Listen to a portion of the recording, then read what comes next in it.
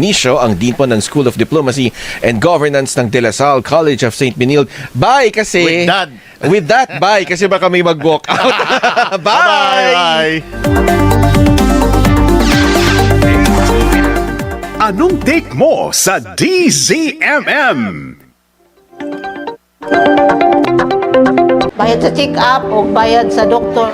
Sa gitna ng ingay at kaguluhan, sa bayang nasa sadlak sa bingit ng pagkakawatak-watak, The Senate is under attack. There was no NBI agent in the Senate. isang himpilan ng radyo ang tinututukan at pinakikinggan. Kanina ay merong aarestuhin. Bakit nauwi sa ganitong sitwasyon? Tuloy-tuloy pa rin po ang special coverage natin. Mga radyo patrol na ilang oras nang nakabantay. Naghahatid ng mga balitang kumpirmado at sigurado araw-araw. Sa lahat ng sitwasyon, anumang panahon, nagsisilbing boses at mata ng taong bayan.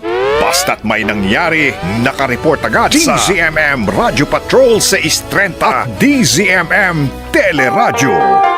Happy 40th anniversary sa aming minamahal na DZMM.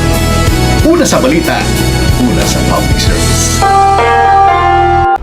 Mahalaga ang DZMM dahil una sa balita. Pag may mga kalamidad, nanonood talaga ako. Sisimula ang ating araw. Sila'y gising na at nagbabalita.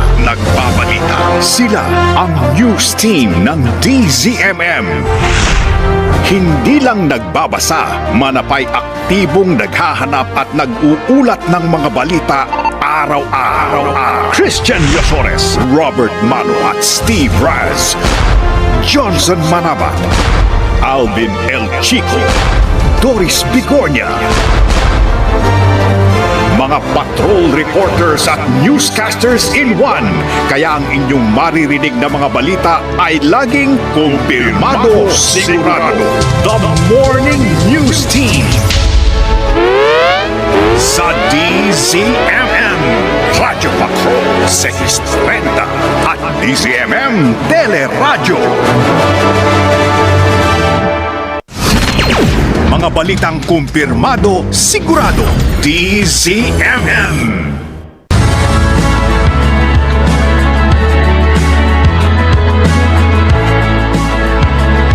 DZMM, Radyo Patrol, sa Istrenta, nagbabalita, naglilingkod, saan man sa buong mundo. DZMM, Radyo Patrol, sa Istrenta, tapat at totoo, naglilingkod sa'yo. Oh, Pilipino!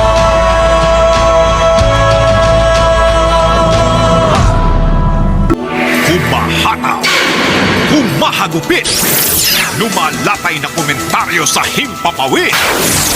Dos por dos. Walang takot sa paghimay sa mga masalimuot na isyu ng bayan. Humahataw na mga balita at impormasyon. Ating damhin, ating lasapin ang hagupit ng Dos por Dos. Kasama sina Jerry Baha at Anthony Taberna sa Dos por Dos. Pag maitim ang balak, magtago ka na. Dos por dos. Si Jerry at si Anthony, narito na. Dos por dos. Hahataw ng todo, murado ka. Dos por dos. Ang katotohanan, dala nila. Dos por dos. Walang sinasamba pali, maniwala ka. Dos por dos. Hataw ng gusto, tol, umasa ka.